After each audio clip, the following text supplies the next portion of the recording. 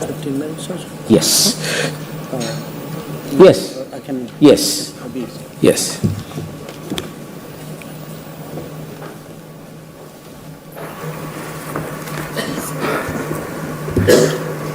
Mr. N.K. Singh, Mr. Trichet, Mr. McGregor, dear friends, it's a great pleasure to be back at the Kautilya Economic Conclave. And let me offer some thoughts to kick off the discussion. And I would begin really by saying that every generation believes that they are seeing unprecedented changes. In fact, probably every conference believes that they are discussing unprecedented changes. But this time, it's for real.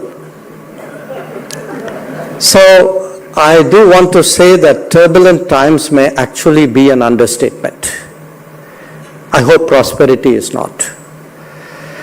And I would begin really with the landscape when we speak about turbulent times. My point would be that by every metric of measuring the international economy, of assessing, in a sense, the state of the world, we are actually going through an extraordinary and intense period of change. And let me give you a few examples. Let's start with the most basic, which is production. And what we have been seeing is that when 1/3 of the world's manufacturing has shifted to one country, it's had very significant consequences on the international economy. It has had consequences on the supply chains. It has had consequences in terms of leveraging such a dominant position. But equally important, it has elicited political and, I would say, socio-economic reactions from many other countries. And today, in fact, this shift is one aspect of the contradictions which characterize our current world. Let me shift to a second metric, energy. Again, one of the big changes of the last few years has been that the United States, which for decades worried about its exposure to external energy requirements, has not only become self-sufficient, it is actually today a significant exporter of energy and has made that energy exports an important part of its strategic outlook. Now, just as the US has emerged as a champion of fossil fuels, China has also established itself actually as a leader in renewables. So pretty much any path you take on renewables, finally all roads lead back there as well. Well, let me shift to something else, data. That when we look today at the models before the world, we have an American model, we have which is very unrestricted, private enterprise driven. We have a Chinese model, very statist. We have a European model.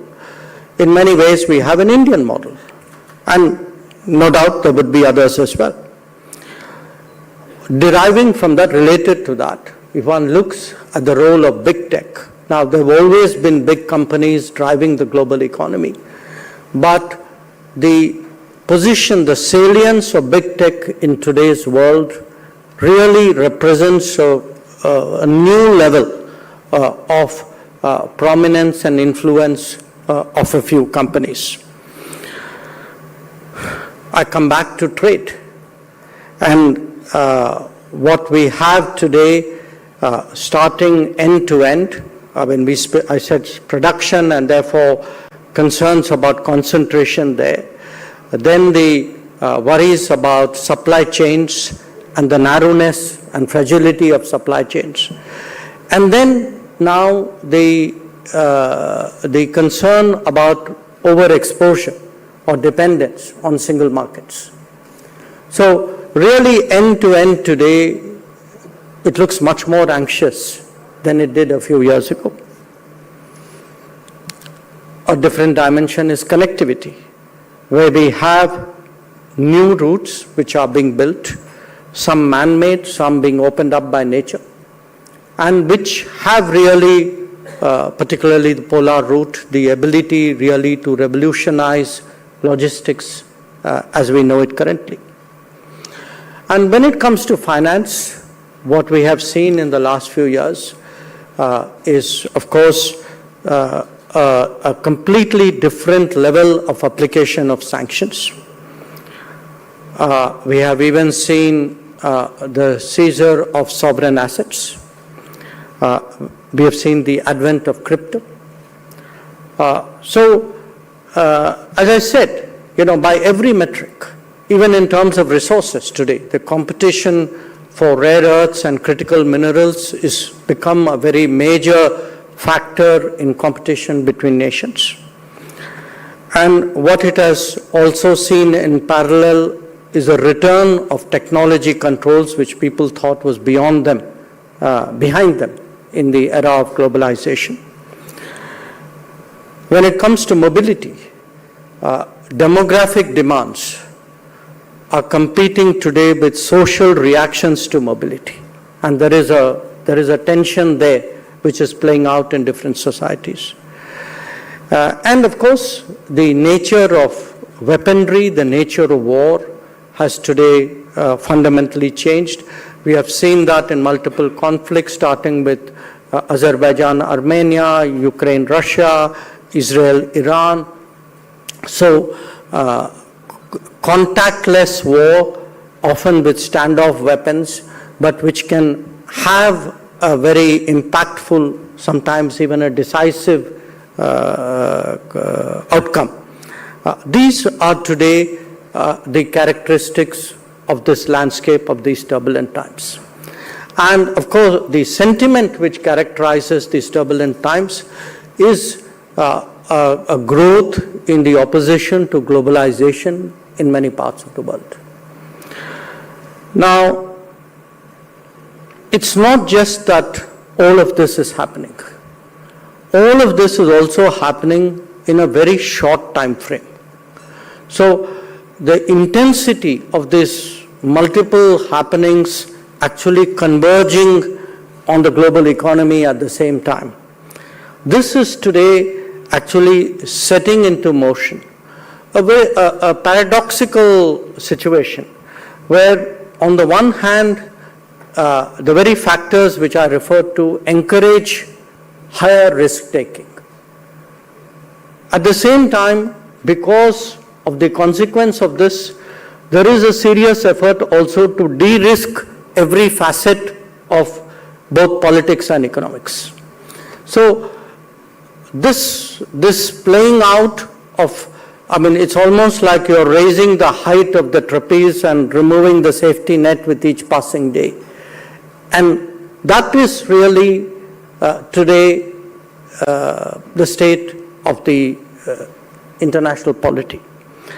Now, the strategic consequences of this, I think, are quite obvious. We have seen a weakening, sometimes even discarding of international regimes and rules. We have seen economically that cost may not any longer be the definitive criteria, that ownership or security or reliability, resilience is equally important. We have seen politically that alliances and understandings are being revisited. We've also seen in a few cases, in the cases of really the major polities, that their belief in balance of power is probably much less. They seem to think they may not need the rest of the world as much as they did before. So if they have margins of power, they're prepared to exercise those margins in pursuit of their policies and actions. We have therefore seen overall the global needle move much more towards competition and away from compacts. And that global needle is moving because there is today a tendency to weaponize almost everything.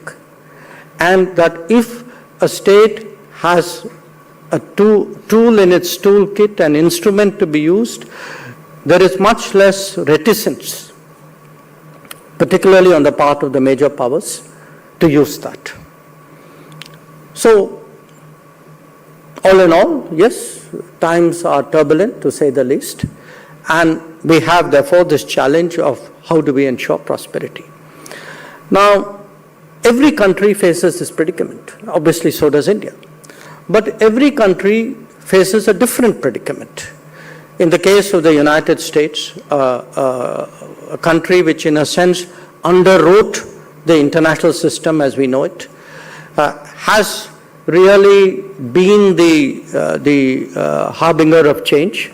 It is not only more assertive, but it has really allowed its or encouraged its national interest goals pretty much to drive its approach towards partnerships and cooperation.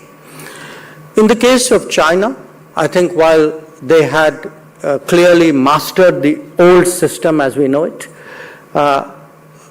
this change perhaps catches them at a time when many of the new new concepts, mechanisms, institutions which they were pushing are not yet in place. But clearly what we can see is that the US-China relationship in many ways is going to influence the direction of global politics.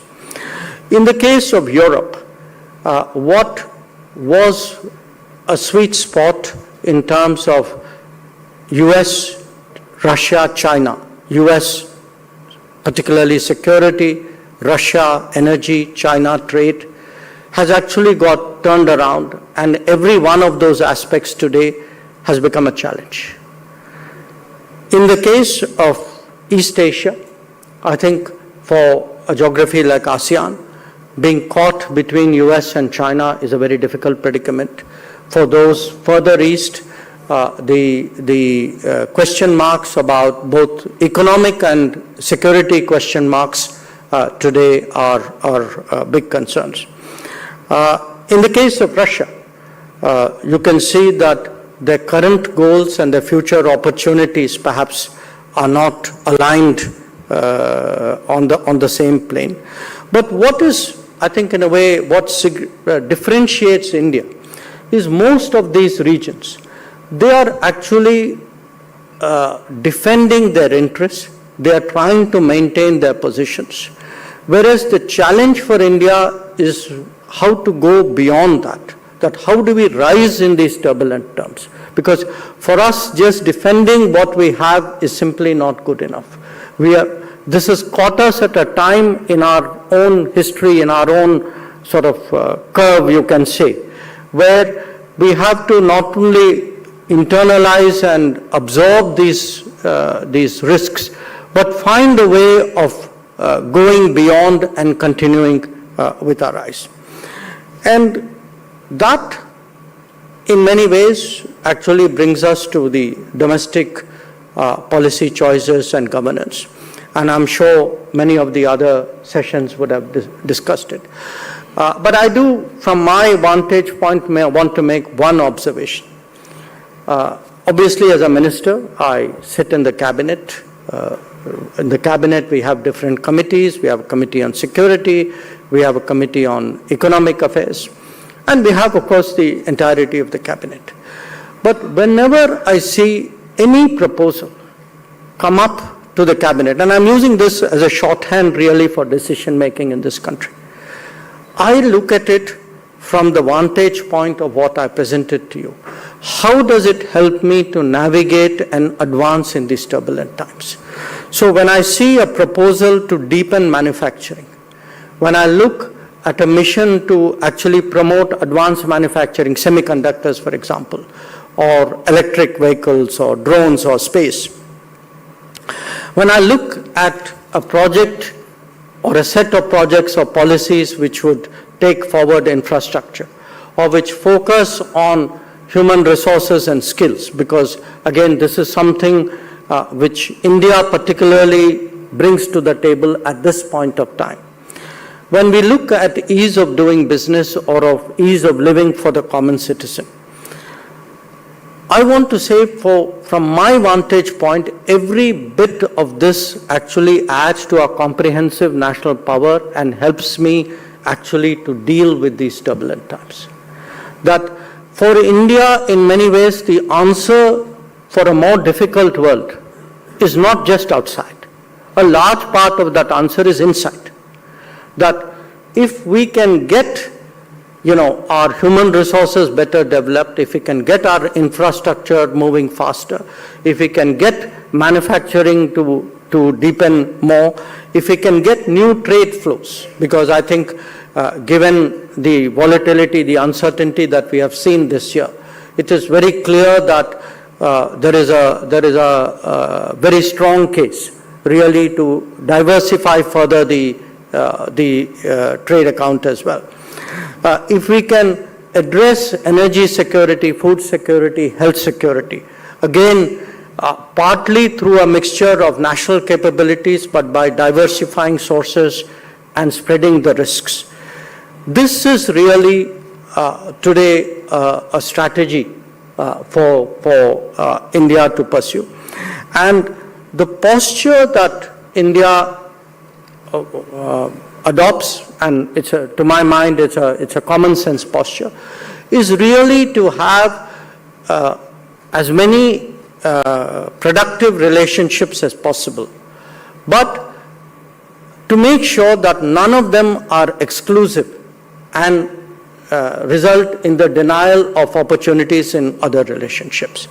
So how do we actually practice this multi-alignment or this multiple relationships with different agendas and with different partners, sometimes in different regions?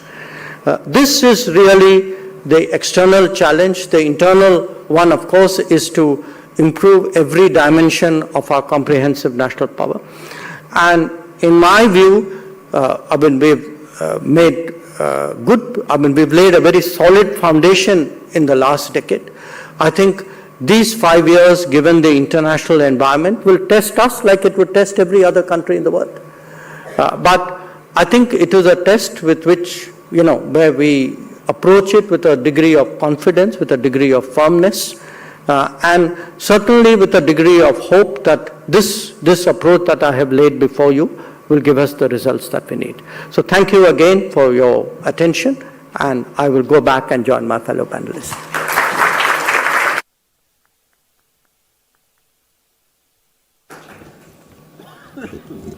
Well, thank you very much, Foreign Minister, for a very broad range of sweeping comments which covers the entire gamut of issues.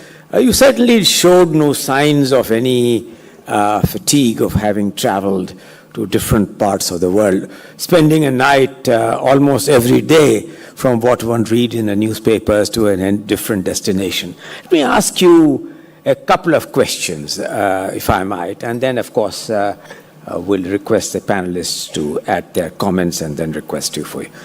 So the first and foremost is that we seem to have axiomatically taken that regional multipolarity is a reality.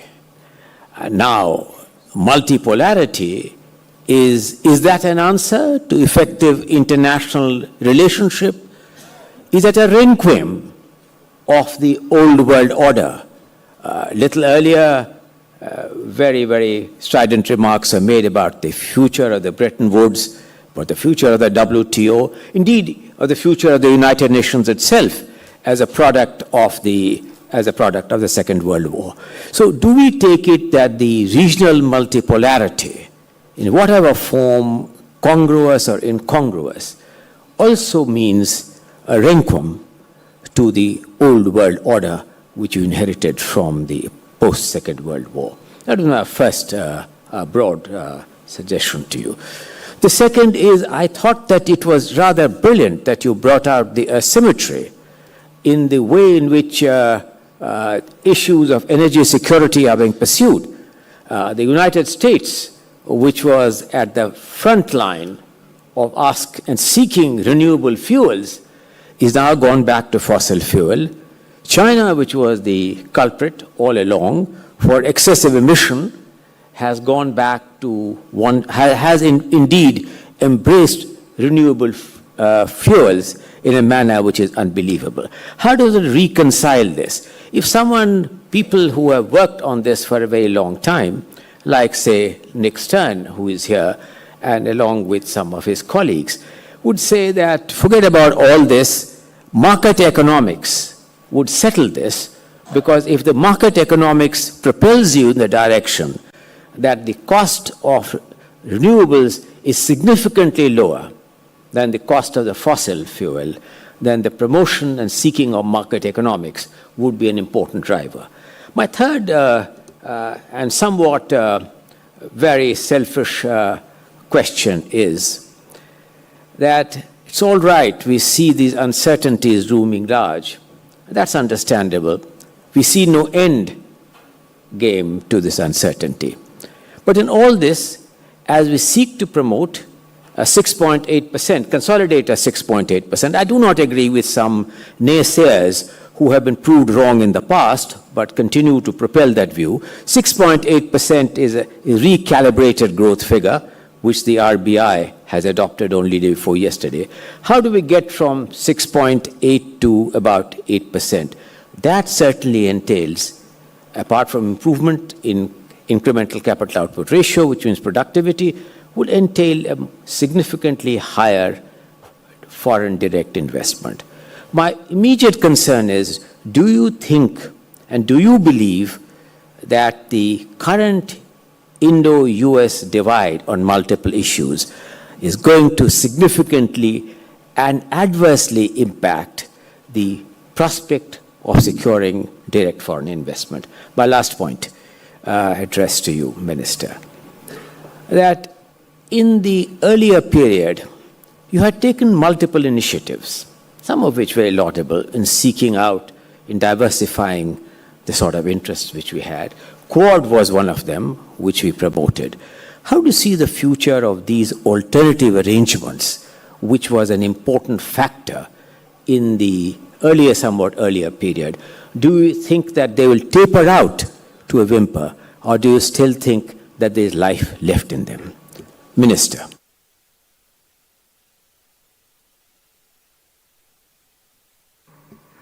I think each one is a subject for a lecture, but let me start with the multipolarity.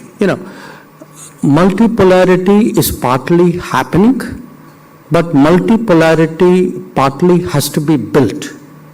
That individual countries have to make efforts to actually build their strength. All of it will not happen by itself. Now, I say that because, again, multipolarity sounds a very neat quantitative description, that if there were X number of powers, now there'd be 3X or 4X or whatever it is. It's far more complicated than that, because what we are also seeing in many cases is a tendency for, in different regions, for the regionally influential set of countries or a single country to actually take a lead. So you're seeing the old order actually mutate in different ways. It is partly fragmenting, it is partly multiplying, it is partly decaying. All of this is really happening at the same time. So multipolarity somehow suggests that we're going to have a very neat movement into the next phase. I'm afraid it's actually probably going to be a longish, messy twilight zone with many things happening in many regions, often contradictory to each other. On the energy question, again, today, of course, you could argue that at a time when you have price caps on energy, when you have sanctions on energy, when you have subsidies on renewable, I'm kind of scratching my head and wondering, where is market economics in all of this? So I think when you have, again, a world where trade the central subject, consideration of trade has now become tariffs. Please explain to me, where comparative advantages and competitiveness go. So it's not just the basics of politics that we are revisiting. In many ways, it is also the basics of economics. On the India-US issues, look, we have today issues with the United States. A big part of it is the fact that we have not arrived at a landing ground for our trade discussions. And the inability so far to reach there has led to a certain tariff being levied on India. In addition, there is a second tariff, which we publicly said we regard it as very unfair, which has picked on us for sourcing energy from Russia, when of course there are other countries who have done so, including countries who right now have a far more antagonistic relationship with Russia than we do. So I don't want to, I'm not minimizing the issues, but I don't think we should take it to a point as though this is going to percolate to every dimension of the relationship and there is something very fundamental at stake there. I think we need to see this in proportion. There are problems, there are issues, nobody is in denial of it. Those issues need to be negotiated and discussed and resolved, which is exactly what we are trying to do.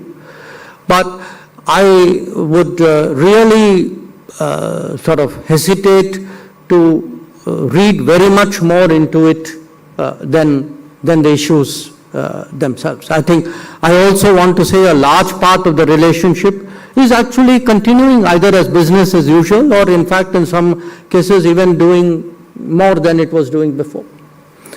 And the final question on the Quad. This year we've had 2 meetings of Quad foreign ministers, which one in January. In fact, it was the first meeting after the Trump administration came to power, and one in July. Quad has a sort of a bureaucratic structure at different levels, in different dimensions. People engage with each other. That continues. Quad is alive and Quad is well. I want to make that point.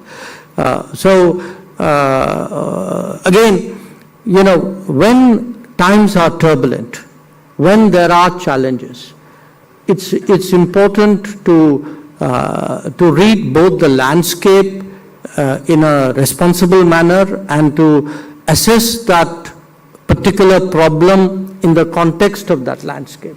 So I would caution against both extremes, either complacency or denial and saying the problems don't exist and everything is okay, or to suggest that things are catastrophic when they are not.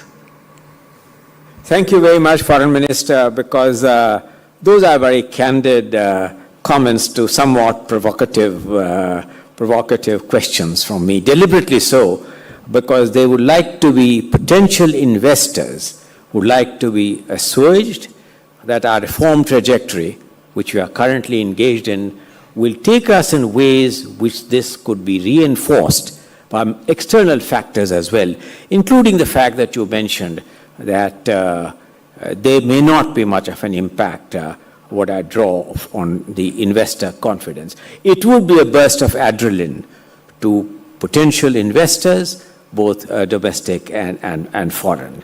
On this issue which you mentioned, Minister, about market economics, I'm sure that this will come up in the question-answer session. Thank you very much for those comments. I now request Jean-Claude Trichet, a very, very eminent central banker, perhaps not to ask your questions, Jean-Claude, only from the vantage point of your central banking, but in the wider canvas in which you have seen many of these economic and political factors at play. Thank you very much indeed, and thank you for having invited me in this marvelous colloquium. I was very impressed by what the Minister said, and I have to say that I felt myself very much in line with most of his remarks, particularly on the remark that every generation think that things are changing extremely rapidly during his own time, but it is true that there is an acceleration, and I can be, I would say, confirming that when I look at what happened over the last 25 years, from my own standpoint, global economy, global finance, monetary policy, since the beginning of the century until the great financial crisis, we had a period which was considered wrongly so by a large bulk of, I would say, economists, observers, and market participants as being a period of great moderation. We had found the best way to deal with inflation, growth. We had steady growth without too much volatility, with price stability. And there was some kind of emerging consensus on that. And then we had the big financial crisis, the great financial crisis, which was the worst since World War II. So it was a terrible wake-up call, particularly for the advanced economy. The heart of the global financial system and economic system was totally at the epicenter of what was happening, when before the epicenter was generally in the developing world or in the emerging world, but not in the advanced economy. Then after that, we had a long period where the main problem was the threat of deflation in the major economies, in the advanced economy, but also, by way of consequence, in many economies of the world, many countries in the world, which were more or less observing what was happening in the core, if I may, of money and finance, with extraordinarily accommodating monetary policy, and again, a new emerging consensus. Now we will have very low inflation ever. The problem is not inflation, the problem is to concentrate on other issues. And then, again, exactly like we had the wake-up call of the global financial crisis, we had the wake-up call of the surge of inflation. At the very moment when practically we had a very large consensus on the fact that it had been eliminated, to the extent that even those central bankers that were at the heart of everything at the time were thinking that it was only transitory, that inflation was not really a problem.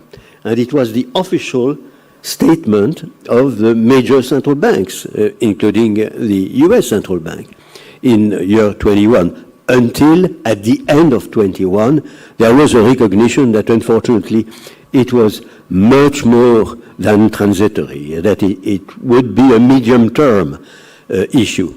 And then we were in a totally different environment. So it gives a lot of credit to what you say, Minister. That changes. It is a roller coaster. We were in a roller coaster, and we are not entirely out of the last episode, because a very good job has been done, it seems to me, by all central bankers in the advanced as well as in the emerging world. In the developing world, they are fighting also, I would say, very courageously in difficult circumstances. But we don't know where we go now, because even if in Europe one can say that really the control of inflation has been regained, in the US it looks more difficult, and particularly for political reasons, also taking into account the fact that the independence of the central bank looks like being in, I would say, a very difficult situation vis-à-vis the executive branch. So we will see. It is history in the making. But again, very rapid changes, and we have to adapt to extraordinarily rapid changes. India being such a huge country, the most populous country in the world, being a case in point to adapt. And if I may, I don't know which time you're allocating to us. If I have a minute more, I could. Perhaps, Conclave, 1 or 2 minutes more, and then perhaps we're going to request Richard to make his comments. And there's a very great degree of interest in what the Foreign Minister has said. Hopefully, we began 15 minutes late, and so perhaps we will be able to take some more questions on the But if you give me 1 minute more, 2 minutes more, that's extremely generous. Thank you very much indeed. Only to say that as regards the multipolar world issue, we are in a multipolar world, in my opinion, since quite a long period of time. And it is precisely because we were in a multipolar world, and this multipolar world is more and more at stake, obviously. We need more, even more than in the past, solid multilateral institution and rule-based agreement to run the global economy. So I don't draw the consequence from the multipolarity that is emerging strongly. I don't draw the conclusion that we are in a totally different universe and that we don't need any more rule-based handling of the global economy and any more multilateral institution. It is for me exactly the contrary, even if it seems to be contradicted more or less by some in the global arena. A last point, which could be my provisional conclusion, I am very impressed by the ambition of India and by the fact that your own question, which seems surrealistic in my own perspective, how will you do to get 8% growth per year, which is, possible, doable, clearly, because you are already at a level which is quite close.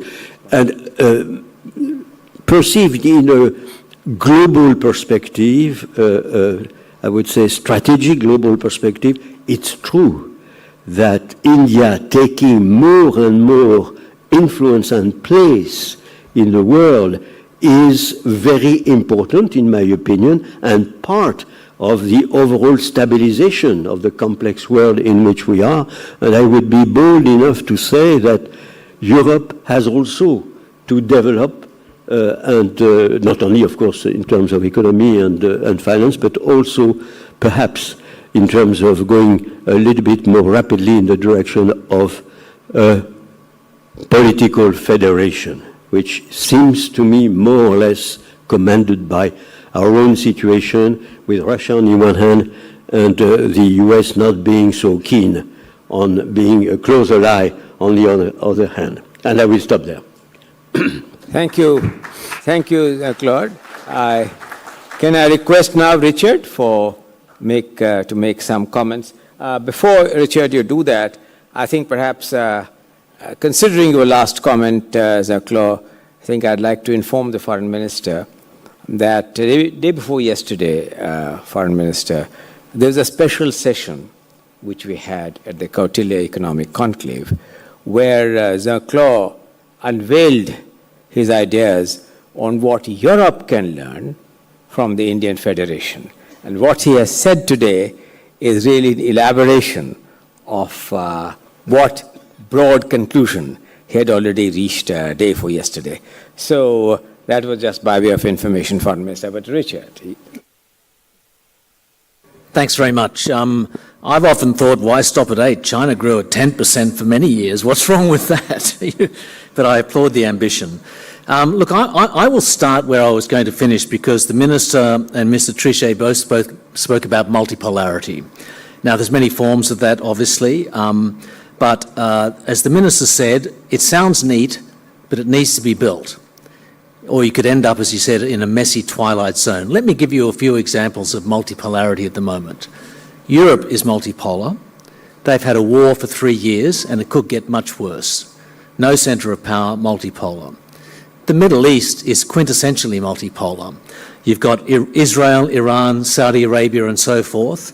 They've also had a war for about 3 years or however long continuously. No real centre of power. What about the Asia-Pacific? And I'm not speaking here about India. We often read that the Asia-Pacific is the cockpit of global tensions, a fuse waiting to be lit, etc. But the Asia-Pacific, in fact, hasn't had a big, long war for a long time. Thailand and Cambodia had a border skirmish recently. That was one of the wars Mr. Trump claimed to have stopped. So why is Asia, in fact, the exception when we keep being told it's, so volatile? And I think the reason is because Asia is bipolar. It's the US and China which far outrank all the other powers in the region. And I think that's a big reason why the Asia-Pacific has prospered, been peaceful. Of course, it's peaceful until it's not, and I'll come back to that. But it's worth mentioning here that, this is here in India. India, I think, is a pole of its own, one that's getting stronger. Most countries are never going to be superpowers.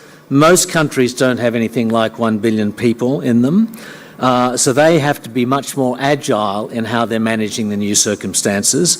My personal motto that I apply to Australia, I think also applies to many countries. We have to build internal resilience and external options. And that's a real challenge. And that, by the way, is why India is so important these days for countries which are caught in the middle of the US-China contest.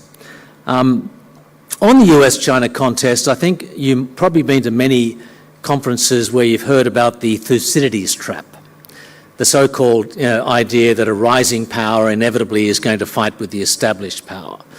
I want to say, by the way, that word Thucydides, if you're doing an after-dinner speech, don't try and say that word after you've had a few drinks. But I think that framing is wrong for the moment we're in. And I think Thucydides said something else which was much more apposite. And to paraphrase what he said, it's dangerous to build an empire. It's even more dangerous to give it away. And that's really where we're at with the United States at the moment. Donald Trump, has the odd sort of imperial spark, so he can show the world how powerful he is by bombing this, that, or the other country. But essentially, he's turning his back on the world that the US built and the imperial role that was embedded in that. Now, I don't want to blame all the problems in the world on Trump.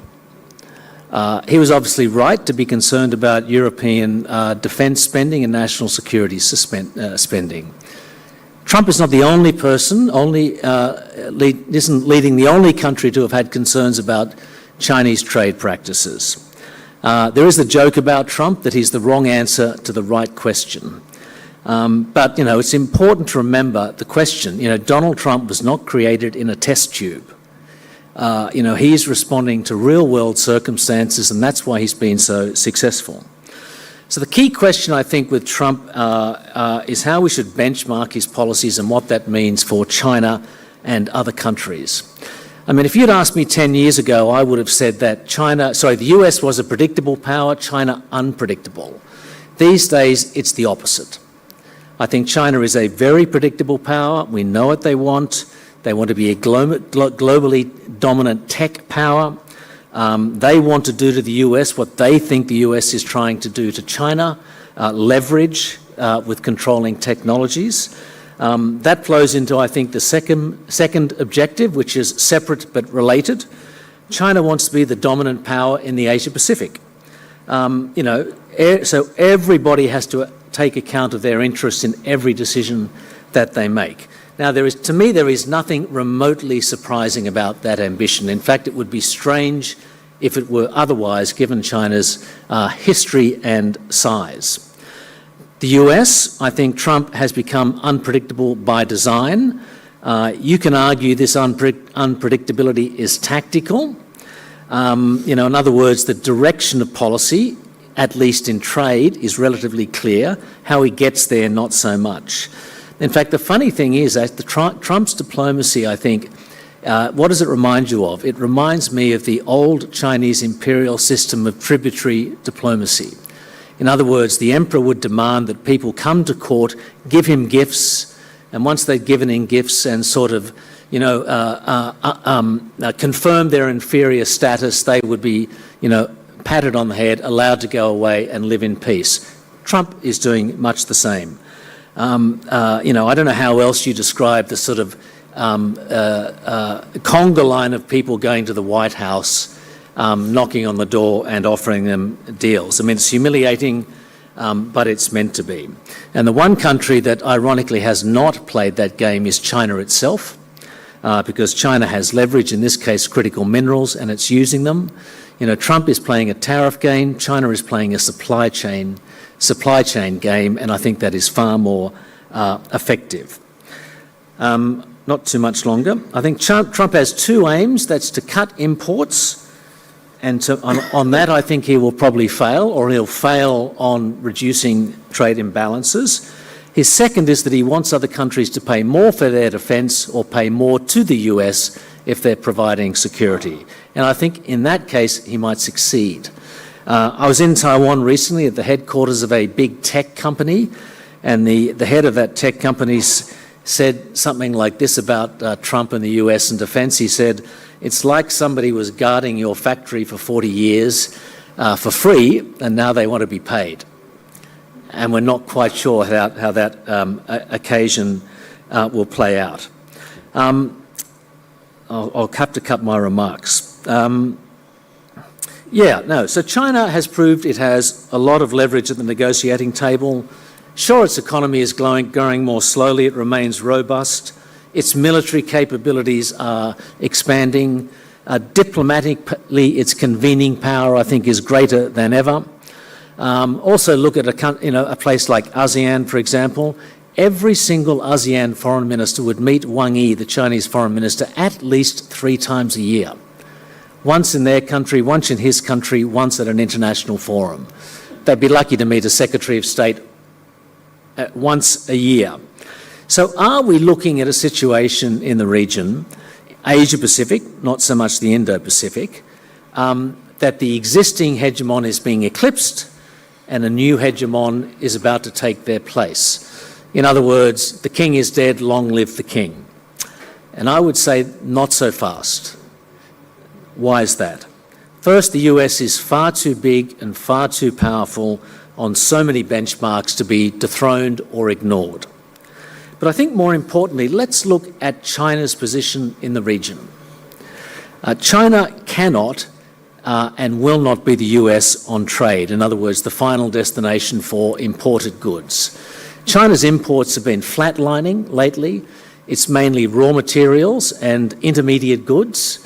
Its exports have been booming. China will have a global trade surplus this year of about $1.2 billion. So that is the reverse of the United States. China will not be the final point of demand, as you might expect a big economy to be. Secondly, look at the geopolitics. The US is a resident power in Asia, but it has no territorial disputes in Asia, obviously, because its landmass is a long way away. Look at China, and I'm not talking about continental China here and India. Look at maritime China. China has disputes of different kinds with South Korea, Japan, Vietnam, Malaysia, Indonesia, Brunei, the Philippines, and that's without even mentioning Taiwan. Now, all of those disputes have their own history and dynamic. There are many other cross-claimants in the South China Sea. But even so, does that sound to you like the foundation for a sort of happy hegemonic arrangement? I don't think so. And then there's the issue of trust. Certainly Donald Trump is doing a good job of destroying trust in the United States, but I think the antagonism towards the US is more directed at Trump rather than at the US. If you took Trump out of the room, it's possible things would change, as it did with Biden. You wouldn't get a snapback on trade, but you might get a snapback on regional security. China, by contrast, struggles to build trust.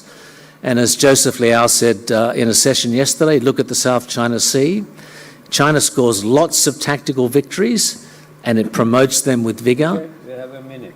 I'm going to finish in less than that. Lots of tactical victories, but lots of strategic losses as support for it in the region drains. So that's why when you look at the US giving up its empire, you don't hand over to another hegemon, you in fact create a vacuum. And that's indeed why we're in such a dangerous moment. Thank you. Thank you very much. Those are absolutely fascinating remarks in many ways.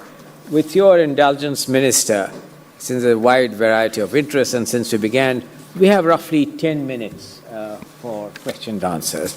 time to take 4 questions. Nick, you are first to go. Nick.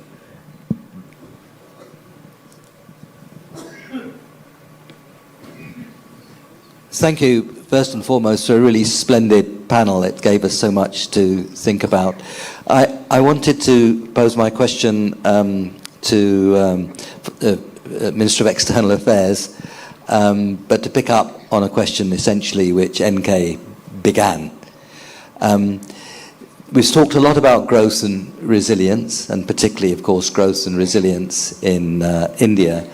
My question is that, would you recognize a strategy that says we actually build our resilience through growth by investing in the technologies of the future, by investing in a way that builds on the strengths that India has and that you described so clearly? So in other words, this is a moment to increase investment in India. This is a moment to work very hard on making it rather more efficient, and of course to invest in a way which embraces the technologies of the future.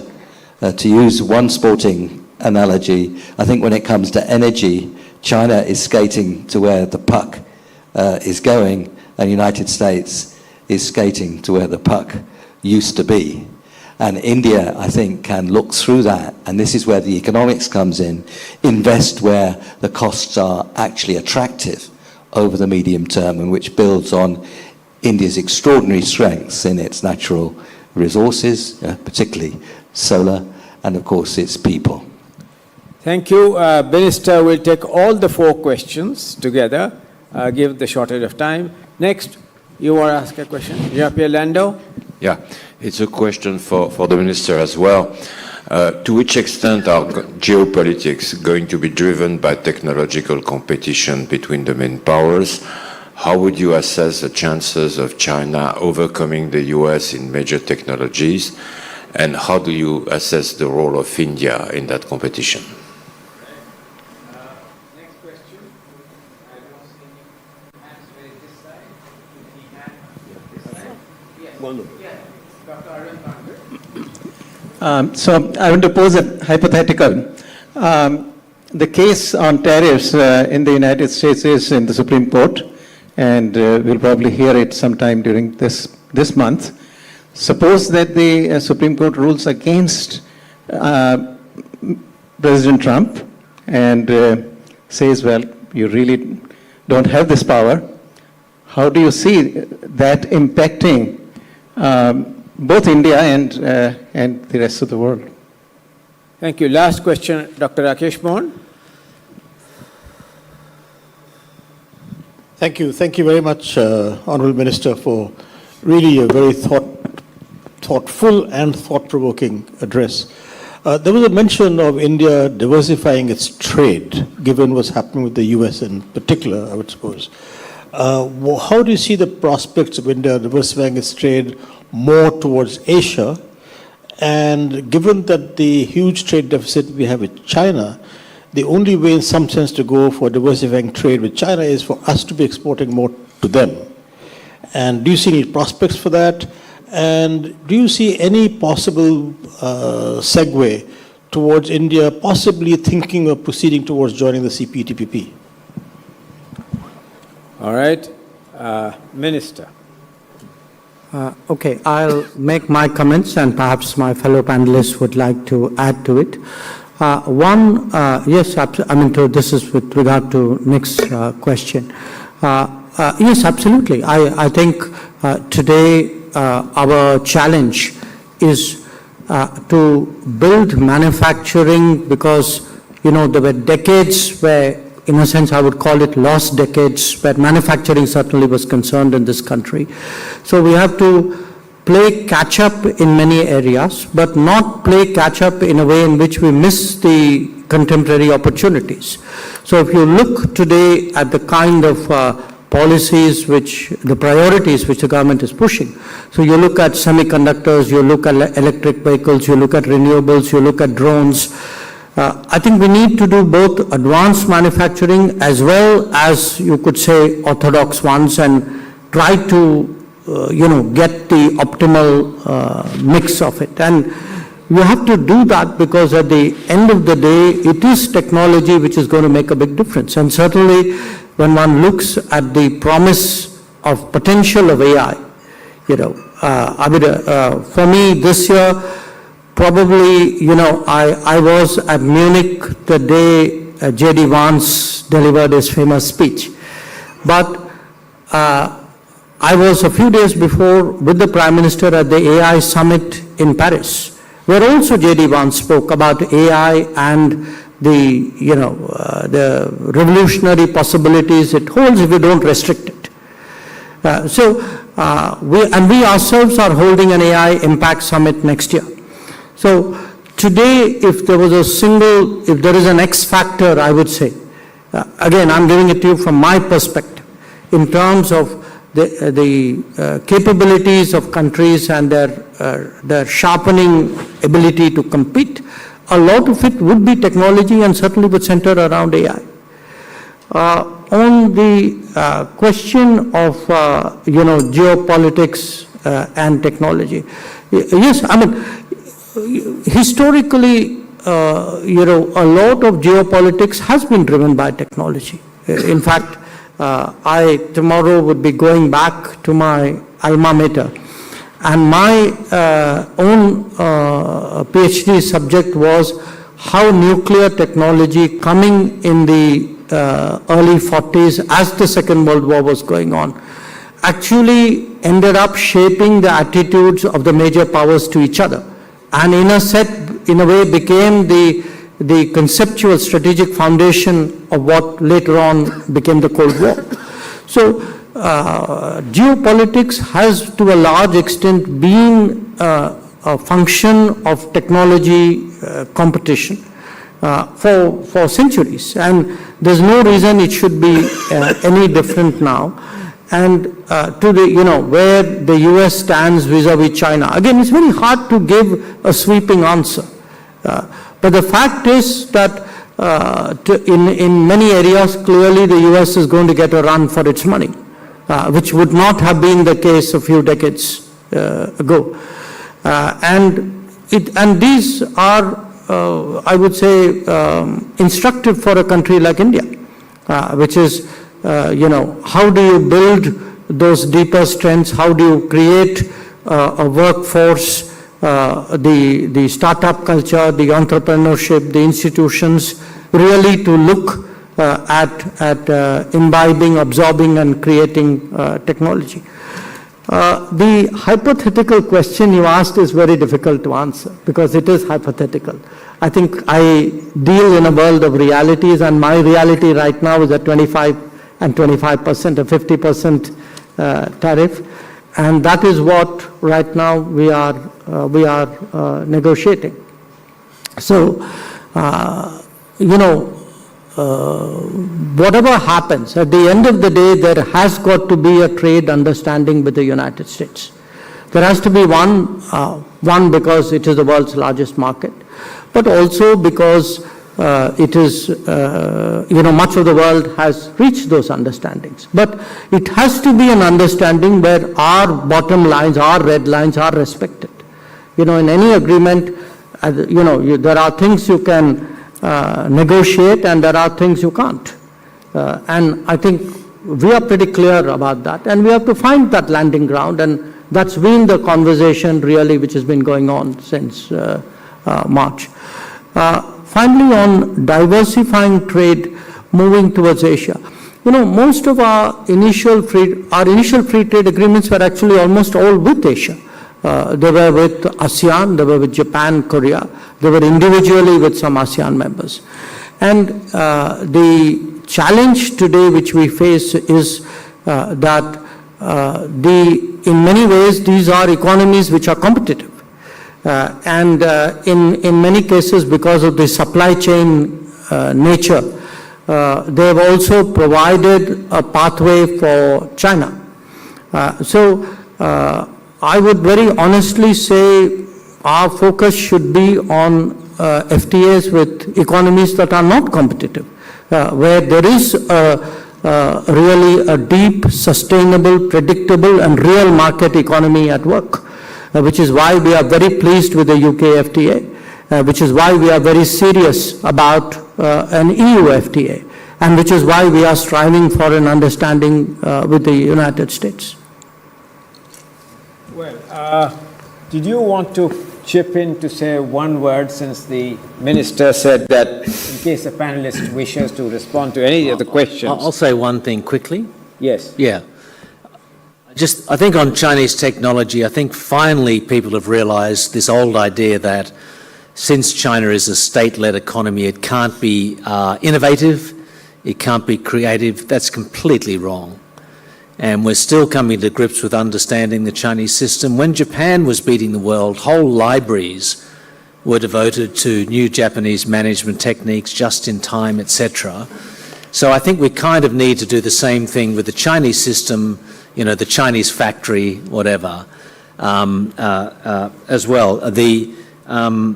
Yeah, I mean, China has speed and scale. Yes, they waste a lot of capital, but they've done much more than that in skilling their workforce on so many different levels technically. So I think, you know, however you see it, you know, whatever you think of China, their achievements are formidable. Okay. Conclave?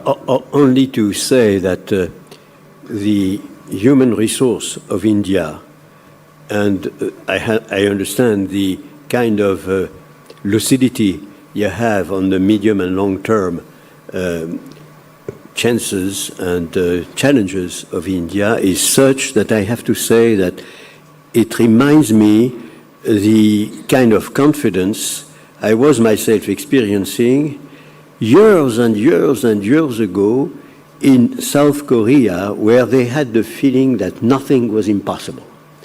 And in India today, and your own speech and the speeches of the members of the government give me the impression that you have attained a level of confidence in the long-term, I would say, evolution of your own country that is the promise of a catching up exercise of first magnitude equivalent to those we have observed in the past in Asia and are very, very impressive.